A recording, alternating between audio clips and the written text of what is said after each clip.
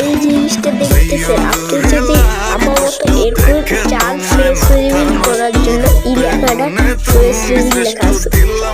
আপনারা এটা যখন ইংলিশ একবারে পুরাটা একবারে বলি কি এটা করতে হবে, এটা পুরো চাই ছোট হাতে লিখবেন, ছোট হাতে লিখলে এটা পাবেন।